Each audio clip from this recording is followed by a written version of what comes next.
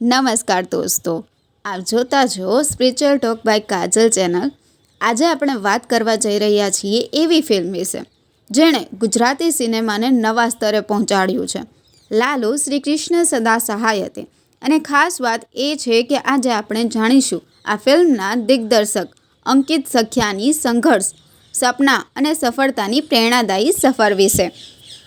તમે આખરી સુધી જોડાયેલા રહેજો કારણ કે તેમની સ્ટોરી તમને જુદી જ પ્રેરણા આપશે। ગુજરાતના ગોંડલ નજીકના મહેતા ખંભાળિયા ગામથી શરૂ થયેલી એક સાદી સરળ જીવનયાત્રા, ત્યાં ફિલ્મ જોવું પણ એક સંઘર્ષ। ફિલ્મ જોવા માટે 30-35 કિલોમીટર દૂર ગોંડલ સુધી જવું પડતું।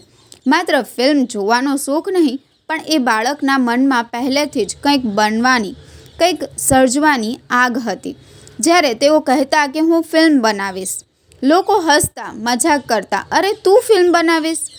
પણ આ જ મજાક એક દિવસ તેમની સફળતાનો તળિયો બનાવતો હતો, તેની કોઈને ખબર ન હતી। દરેક કલાકાર ક્યાંકથી શરૂઆત કરે છે।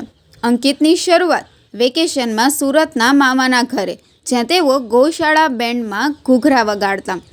લોકોને મનોરંજન આપવા માટે બાળક અંકિત ઘૂઘરા વગાડતો અને હા, તેને માટે પૈસા પણ મળતા।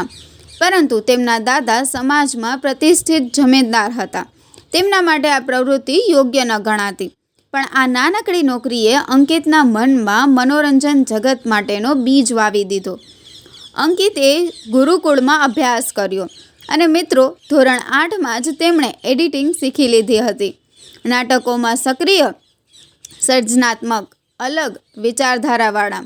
પણ જ્યારે ડિપ્લોમામાં ગયા, 2 વર્ષ સુધી કલા સાથેનો સંબંધ કમજોર થઈ ગયો, જીવનને નવા રીતે જોવા લાગી ગયા। અંકિત કહે છે, એ 2 વર્ષ એ મને જીવન શીખવાડ્યું। આજે મારી ફિલ્મોમાં જે અનુભવ દેખાય છે એ આ જ સમયનો ફળ છે। હા, અંકિત સખ્યાએ સિવિલ એન્જિનિયરિંગ પણ કર્યું છે, પણ લક્ષ્ય સ્પષ્ટ હતું।